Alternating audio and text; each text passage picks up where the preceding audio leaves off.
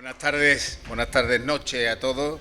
La verdad que es un orgullo, ¿no? Sobre todo ser presentado por Juan Pablo Cabrera, buen amigo de hace tantos años, y sobre todo ese vídeo exprofeso que se realizó con motivo del 28 de febrero, el Día de Andalucía y la concesión de medallas. Bueno, me ha evocado momentos gratos y muy bonitos, muy hermosos. Puedo asegurar que ser medalla de Andalucía pues es un privilegio con una tierra tan maravillosa, ¿no? Así que muchísimas gracias por permitirme estar aquí, querido alcalde, anfitrión, querido Joaquín. La verdad que siempre es un placer verte, estar contigo, recibir tu cariño, tu calor y sobre todo notar que no hay quien te quite esa fuerza, esa garra, esa energía que luces con esplendor permanentemente. Lo mismo le diría al presidente de la Diputación, a Francis Salado, gran amigo, gran alcalde, gran presidente de nuestro ente supramunicipal como la Diputación, y muchísimas gracias por también estar aquí, ¿no? y poder formar parte de este encuentro empresarial tan importante. También vicepresidenta de la Diputación, Toñi, a los representantes de otros municipios, ayuntamientos, concejalas que estáis aquí con nosotros. Un saludo a Francisco Padilla, presidente de Fedelorce, gracias también por tu oportunidad, darme la oportunidad de estar hoy con vosotros. A Juan Pablo, por supuesto, por esa gestión muy eficiente de lo que es la organización. A nuestra vicepresidenta ejecutiva de la Confederación de Empresarios de Málaga, Natalia Sánchez, muchas gracias, Natalia, concejala de la Lorín de la Torre, empresarios, empresarias de este Valle del Guadalhorce. Espero que no me pongan el tiempo, no quiero ser ni largo ni excederme en él.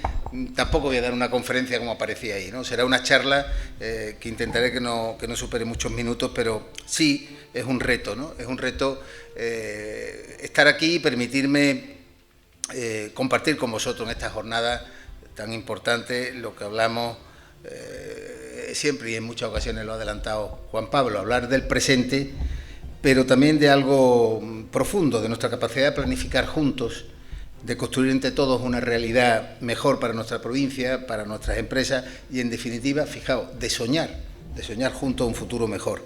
Y el título, Hacia la Gran Málaga, que es el título de la intervención, de la ponencia, pues es un reclamo, que duda cabe, es un reclamo independientemente de las nomenclaturas, que puedan ser más o menos afortunadas, pero es una declaración de intenciones, es una hoja de ruta, una llamada a la acción, y al mismo tiempo es una gran responsabilidad.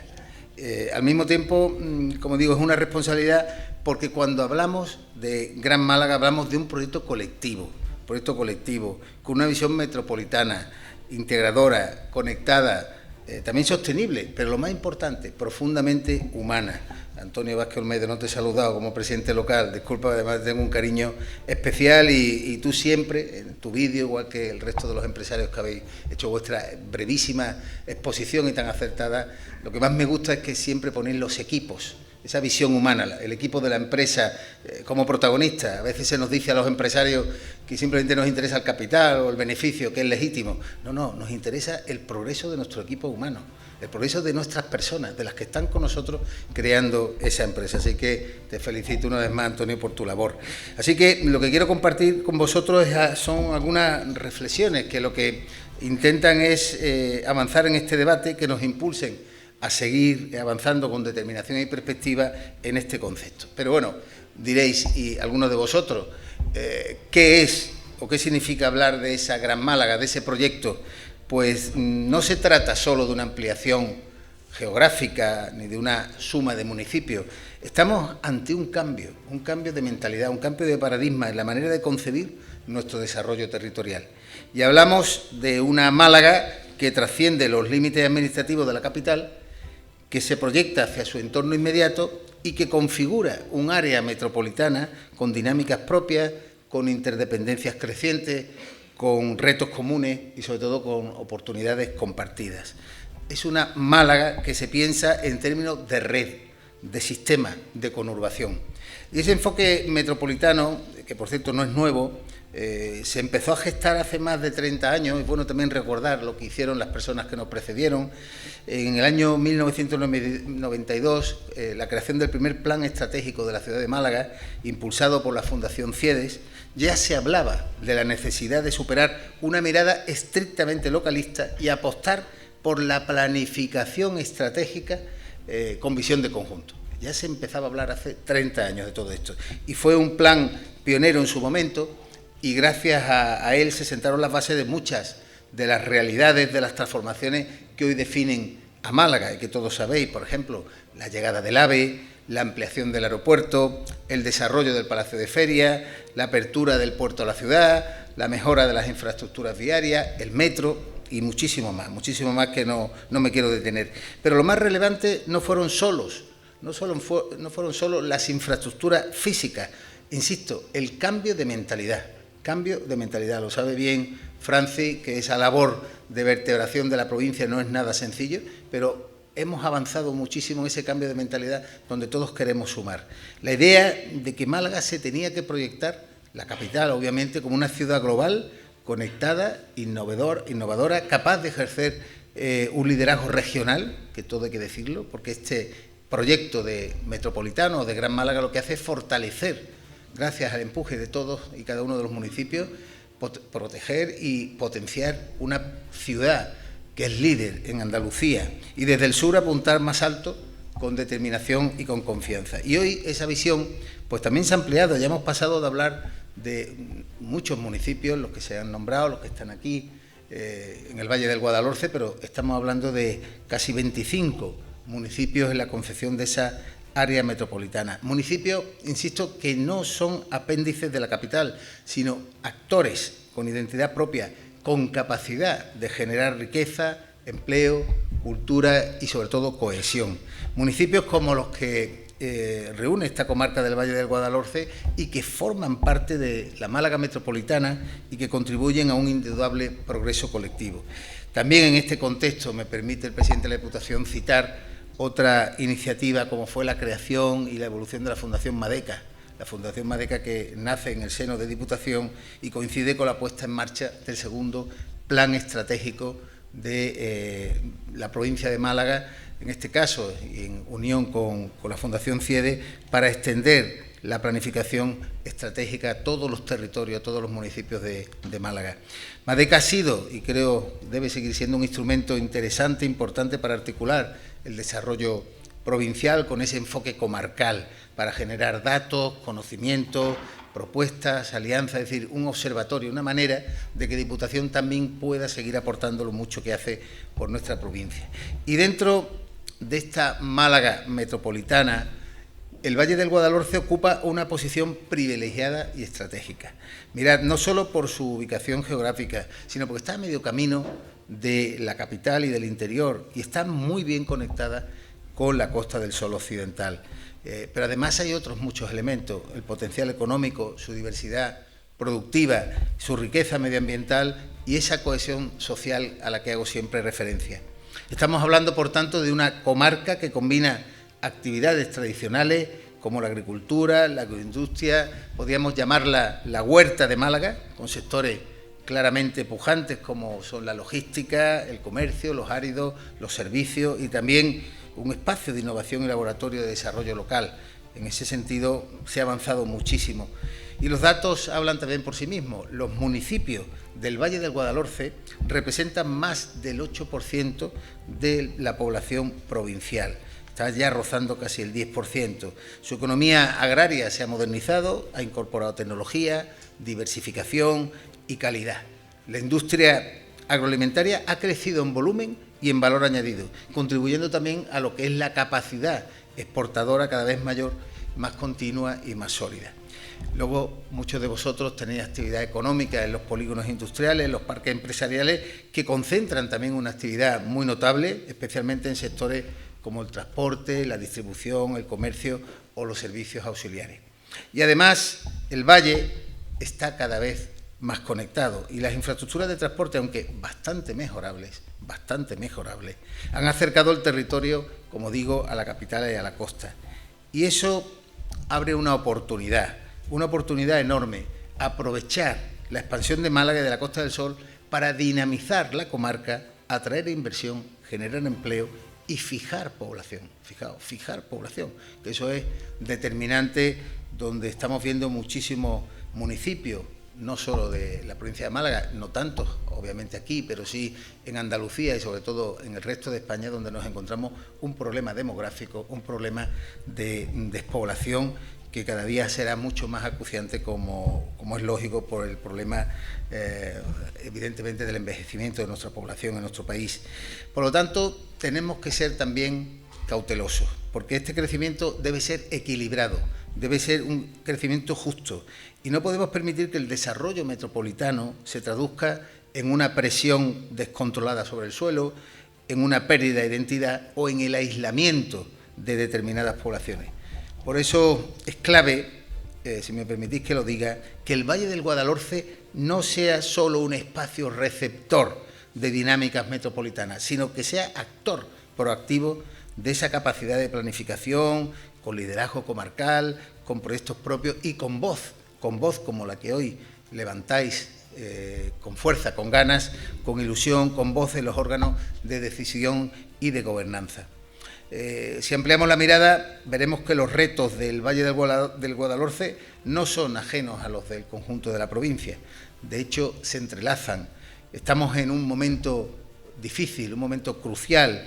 Vivimos una etapa de expansión económica, hay que decirlo, pero también de incertidumbre. Y no vamos a hablar de geopolítica, ni vamos a hablar de la situación, por ejemplo, en nuestro país, con tantísimas dificultades que estamos viendo día a día. No podemos dar por sentado que el crecimiento de los próximos años se mantendrá, ni somos capaces de resolver ciertos desafíos estructurales. Así que permitidme enumerar brevemente algunos de estos retos. ¿Qué retos nos encontramos, ¿no? O sea, la Gran Málaga tiene una serie de retos y desafíos para los próximos tiempos. Así lo decía el título de la intervención y me quiero ceñir a ella.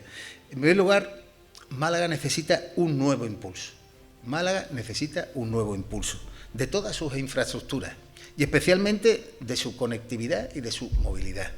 Algunas de las existentes han llegado a su límite de capacidad y otras siguen pendientes de desarrollo desde hace tiempo. Y hablamos de infraestructura, aunque en ocasiones puedan identificarse, según el caso, con una localización más cercana a otra, o exclusiva de la capital o de cualquier comarca, y es absolutamente erróneo. Son de indudable influencia y proyección provincial. Hablamos, por ejemplo, de la ampliación del aeropuerto, que roza ya su capacidad máxima y necesita una inversión estratégica para seguir siendo competitivo a nivel internacional. Sabéis que tenemos el aeropuerto, el tercer aeropuerto peninsular, solo detrás de Madrid y Barcelona. Palma de Mallorca, aeropuerto insular, es lógico que tenga relevancia, pero Málaga es un vertebrador, distribuidor del turismo en toda Andalucía y en muchos puntos de España fundamental. No debemos olvidar la conexión norte. La conexión norte del aeropuerto de Málaga. Hay estudios que ya justifican que el día que esté construida la conexión norte del aeropuerto de Málaga podrá tener un flujo de entrada y salida de más del 55% de los viajeros del aeropuerto. Por no hablar, ¿verdad, querido alcalde de Alhaurín?, de tu gran proyecto, de esa gran ilusión de que Alhaurín de la Torre se pudiera convertir en una ciudad aeroportuaria de logística, de apoyo fundamental. Seguiremos ayudándote, seguiremos respaldando la iniciativa, que me parece acertadísima. Fijaos, en el pasado mes de mayo el aeropuerto de Málaga superó 2,5 millones de pasajeros, casi un 10% más que el año pasado. Es decir, de enero a mayo ya hemos llegado a los 10 millones de pasajeros, por lo que seguro cerraremos el año con una cifra superior a los 25 millones. Tenemos, miro al presidente de Diputación porque nos preocupa muchísimo este tema, tenemos muy poco margen para llegar casi al límite de su optimización, que son los 30 millones de pasajeros. Málaga está en ese límite y el turismo no para de crecer, afortunadamente. Y diría algo, cuando alguien os pregunte cuál es la principal industria de Málaga, y con esto no quiero desmerecer ninguna, que todas son para mí, y más como presidente de los empresarios, fundamental. Yo siempre digo que la principal industria de Málaga es el aeropuerto. Viven directa e indirectamente 350.000 personas, solo del aeropuerto de Málaga. Imaginaos lo que mueve en turismo, en logística, en transporte, en distribución, alimentación, viajes, bueno, todo lo que la transversalidad de una industria tan relevante como es el propio aeropuerto. El tren litoral, seguimos. Una conexión clave para vertebrar la provincia de manera transversal, lineal, de este a oeste, con nuestro principal polo logístico vecino, de Nerja a Algeciras, importante también esa conexión con Algeciras, pasando por Málaga capital. Y esta es una infraestructura que no puede seguir siendo un sueño aplazado y que, aunque abierta ya la fase de estudio, pues se encuentra en un punto absolutamente incipiente. Yo tengo muy pocas esperanzas de que esto avance, lo digo con confianza, porque eso se trata de tener voluntad política. Y en este caso hay demasiadas incertidumbres y demasiadas voluntades distraídas en otras cosas más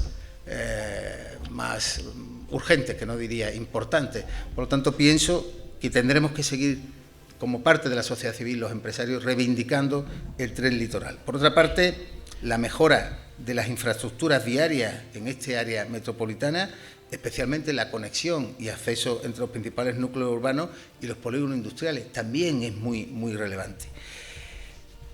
Y no menos importante, la digitalización del territorio. Esos son también infraestructuras básicas, con redes de alta capacidad que permitan el despliegue de la economía digital, especialmente en los entornos rurales, en el Valle del Guadalhorce. Fundamental, todo lo que sean las infraestructuras rurales determinantes en esa economía digital de la que vivimos. He hablado de agua, o he hablado, mejor dicho, de digitalización, de infraestructura, pero quiero hablar también de agua, energía y sostenibilidad. Podéis imaginar la sequía que os voy a contar a vosotros, que nos ha dado tregua este año, volverá. La sequía volverá, lo sabemos, pero hay quien no quiere entenderlo o quien, desde un punto de vista o desde una platea política, si me permitís decirlo, pues no lo va a tener en mente en los próximos años. Esto es un fenómeno estructural, no es un fenómeno coyuntural, por tanto necesitamos infraestructuras hídricas suficientes y modernas, con capacidad de regulación, de reutilización y de distribución eficiente, en definitiva de aprovechar los recursos a nuestro alcance. Y seguimos también sin conocer el futuro de la proyectada presa de Río Grande. Imaginaos para vosotros, para el Valle de Guadalhorce, para el desarrollo de esta tierra, lo importantísimo que sería hacer esa presa, azul, como le quieran llamar, pero una infraestructura determinante para garantizar el agua, el consumo humano, pero también el riego del Guadalhorce, que es tan importante para esa huerta tan relevante de nuestra provincia. Y en este ámbito, como digo, cundió la alarma.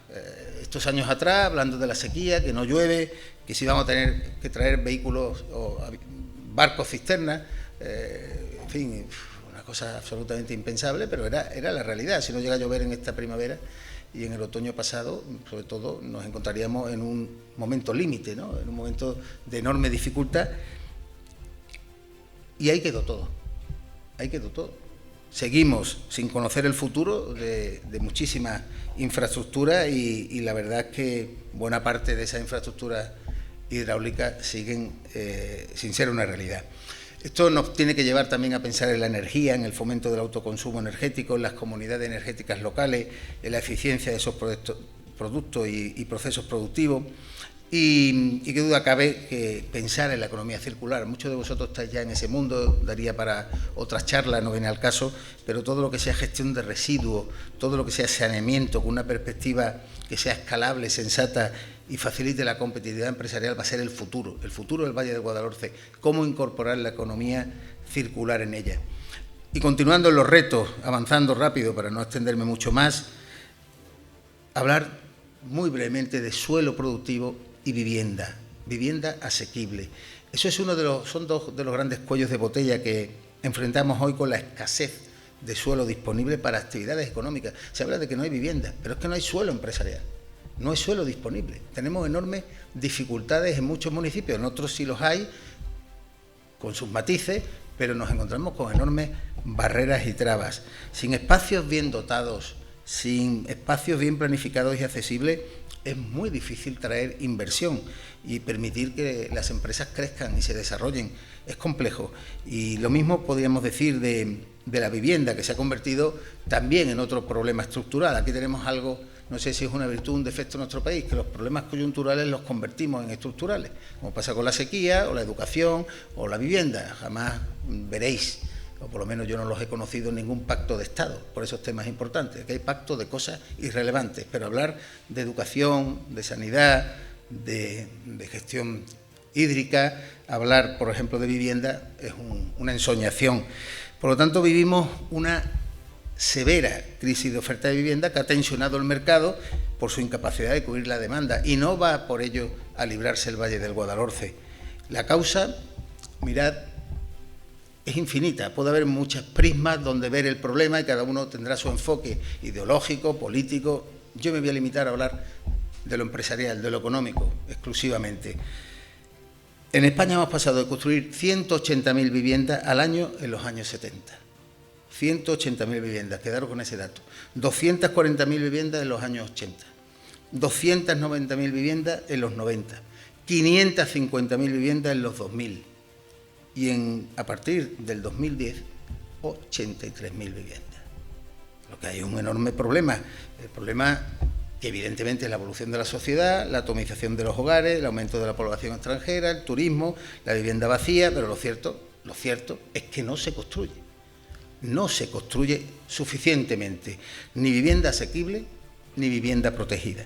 Y en esto la lentitud administrativa y la falta de voluntad de quien ha tenido competencia, en mi opinión, ha sido absoluta.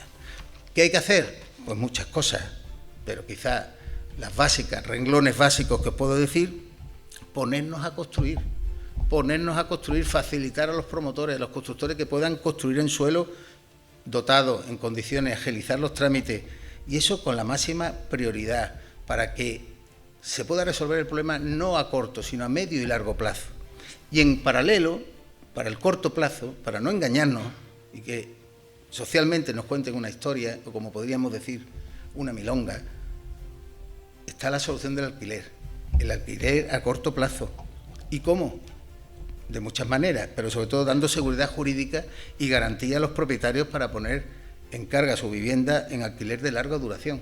No todo debe ser la solución de la vivienda turística, pero quien tiene un piso hoy, con la legislación que tenemos, tiene miedo a ponerlo en renta, tiene miedo a la ocupación, tiene miedo a la ideologización de un elemento de ahorro importantísimo de su patrimonio, que ha estado esforzándose, como toda la clase media española, como muchos de los que estamos aquí, como es natural, por darle algo a sus hijos o tener un complemento de su pensión. Y ahora tienen la alternativa de alquilarlo de larga duración. ¿A quién?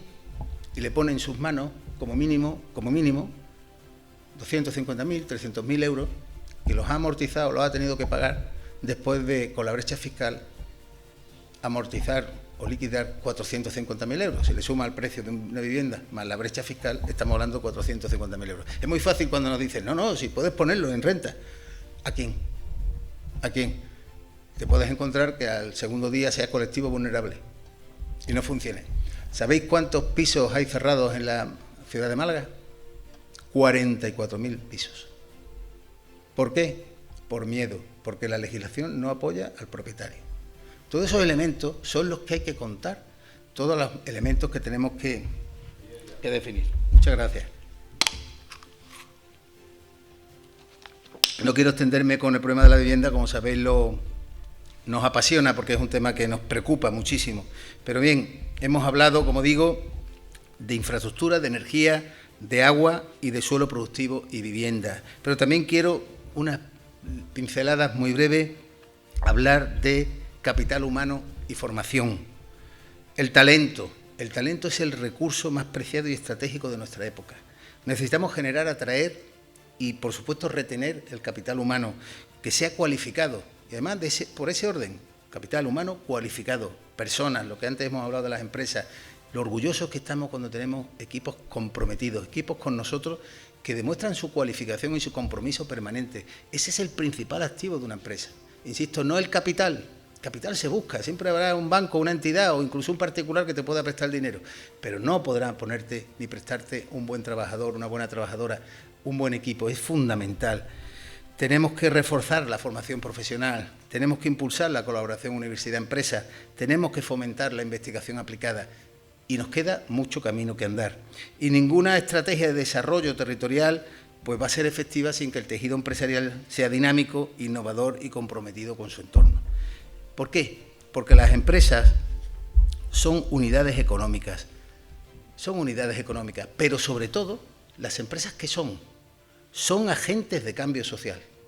Las empresas somos, en nuestros negocios, permanentemente transformadores de nuestro entorno. ¿Por qué? Porque se genera empleo, se modernizan los sectores, cohesiona la comunidad, impulsan el cambio tecnológico y en este contexto, como en el Valle del Guadalhorce, las empresas desempeñan un papel fundamental, la vertebración territorial. De ahí la importancia de este encuentro, de esta visión de futuro de Fedelorce, que os felicito de nuevo porque se intenta ver desde el mundo empresarial el más allá, alzar la mirada, tener una visión a medio y largo plazo. Los que me conocéis sabéis que suelo referirme en muchas ocasiones, y lo voy a decir muy breve, a las 3D. La D de Dinamarca, pues quedaros con ellos, que son los retos que tiene que asumir nuestra provincia en los próximos tiempos. Densidad, dimensión y diversificación. En densidad no tenemos problemas, somos la provincia de Andalucía que más densidad de empresas tiene por cada 1.000 habitantes. Estamos en 73 empresas por cada 1.000 habitantes, cuando en Andalucía no superamos 58. Y en España está la media en 63, 64. Es decir, Málaga tiene una densidad de empresas importantísima porque somos, después de Madrid y Barcelona, la tercera provincia en número de empresas. Lo mismo ocurre con los autónomos. Los autónomos tan importantes, muchos de vosotros sois autónomos, soy autónomo, yo también, y son determinantes. Pues Málaga es líder en autónomos en nuestra comunidad autónoma. Diversificación tenemos, a pesar de que nos digan lo contrario, nos digan que vivimos solo del turismo, que si hay un monocultivo, falso. Tenemos un turismo, una industria importantísima, pero que representa un alto valor del PIB, pero nuestra provincia es diversa empresarialmente y trabaja para crecer en sectores estratégicos. Pero ¿sabéis lo que nos falta? Densidad, dimensión, diversificación. Nos falta sobre todo tamaño, dimensión. Nos falta saber que tenemos un 99% de nuestras empresas que son pymes y micropymes, pero que también eso significa una debilidad. Somos más débiles para afrontar retos. Cuando el viento sopla a favor, generalmente funcionan bien las empresas, nuestras pequeñas y medianas empresas, pero cuando arrecian las crisis y las dificultades, nos venimos abajo con enorme rapidez. Por eso es claro que nuestras empresas, quieran o no deseen crecer, necesitan que se les simplifiquen sus dificultades. Se encuentran con muchísimos desafíos: seguridad jurídica, presión fiscal, aumento de los costes sociales y laborales, complejidad burocrática, hiperregulación normativa, lentitud administrativa. Todo eso a veces se convierte en algo sostenible, insostenible. Y yo diría que con este panorama muchos de vosotros diríais que invertir se ha convertido en algo casi heroico. Es cierto, ser empresario en este país se está convirtiendo en algo heroico, pero es que nos gusta nuestro trabajo, nos gusta crecer, nos gusta hacer las cosas bien. En fin, voy recapitulando para aspirar a esa gran Málaga, a esa Málaga metrópolis global, en la que tantos años atrás muchas personas trabajaron por ello. Creo que nuestras organizaciones empresariales lo están intentando, con las distintas administraciones públicas, con la sociedad civil y con no solo la planificación y desarrollo de infraestructuras, sino que también con la necesidad, como digo, de potenciar el crecimiento y el fortalecimiento empresarial. Nuestras empresas, sin duda, están dispuestas a asumir el reto, están dispuestas a que se les otorgue certidumbre, a que se les otorgue confianza, a que se les otorgue apoyo. Toda esa simplificación que muchos de vosotros pedís permanentemente y que nos lo trasladáis. Y, por supuesto, acompañamiento para que nos dejen trabajar, para que podamos hacer nuestro trabajo mejor en este territorio. También, para ir finalizando, dejadme que diga la importancia del asociacionismo empresarial. Muy relevante. No solo un día como hoy, la importancia del trabajo que hace Fedelorce. Trabajamos en red. Mirad, tenemos una organización que es la Confederación de Empresarios de Málaga, que representa más de 40.000 asociados en la provincia de Málaga, más de 100 organizaciones como Fedelorce, y lo hacemos, como decía Juan Pablo Cabrera, con generosidad, con empeño, con impulso para crear esa red de respuesta. Y también estamos integrados en la Confederación de Empresarios de Andalucía, que me honro en presidir, en COE, en CEPIME. Todos tenemos que ser conscientes de la importancia de estar asociados, de la importancia de estar unidos para que el esfuerzo conjunto multiplique los propios resultados. Y termino la intervención con una reflexión final y con una invitación.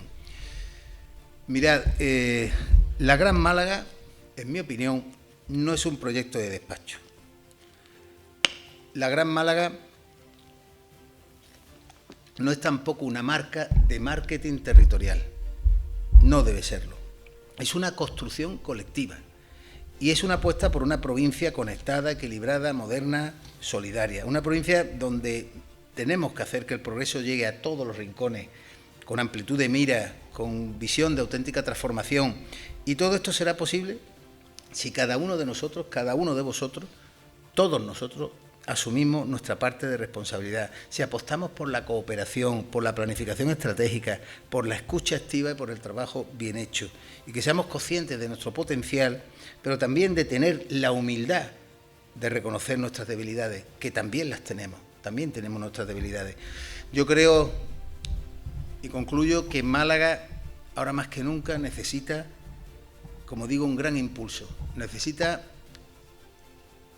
una convicción de los gestores políticos, de las distintas administraciones, de los que representamos a las organizaciones empresariales, de cada uno de vosotros, para interpretar el momento clave que nos está tocando vivir. No podemos limitarnos a gestionar lo heredado.